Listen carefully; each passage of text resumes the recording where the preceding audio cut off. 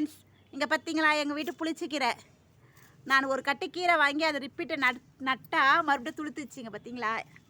நீங்களும் புளிச்சக்கீரை வாங்கினா அந்த காம்பை கீழே போடாதீங்க. புளிச்சக்கீரை, புதினா, பொன்னாமணி கீரைலாம் வாங்கினேன்னு வச்சுக்கோமா, திரும்ப இப்படி வாயம்மா அதை வந்து நீங்கள் கீழே போடாதீங்க. அதை மறுபடியும் நட்டு வச்சு 10 நாள் ஈரப்பசியோடு வச்சிங்கன்னு வச்சிங்களேன், அது மறுபடியும் நமக்கு கீரை கொடுக்கும்.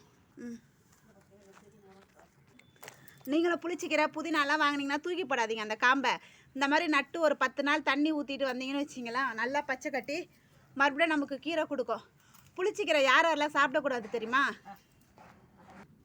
தைராய்டு இருக்கிறவங்க புளிச்சக்கீரை சாப்பிடக்கூடாது, கேஸ் ட்ரபிள் ப்ராப்ளம்ங்கிறவங்க சாப்பிடக்கூடாது, நெஞ்சு புளிப்பு இருக்கிறவங்க சாப்பிடக்கூடாது, ஹார்ட்டில் ஆப்ரேஷன் பண்ணியிருந்தால் புளிச்சக்கீரை சாப்பிடக்கூடாது, அப்புறம் கிட்னியில் ப்ராப்ளம் இருந்தால் புளிச்சக்கீரை சாப்பிடக்கூடாது. மெயினாக தைராய்டு இருக்கிறவங்க சாப்பிடக்கூடாது. ஏன்னா தைராய்டு அயோடின் குறைபாட்டினால தான் தைராய்டு வருது. இது எனக்கு டாக்டர் சொன்னது. ஏன்னா எனக்கு தைராய்டு இருக்கிறதுனால டாக்டர் எனக்கு சொன்னார் புளிச்சக்கீரை, காசனிக்கீரைலாம் சாப்பிடக்கூடாதுன்னு.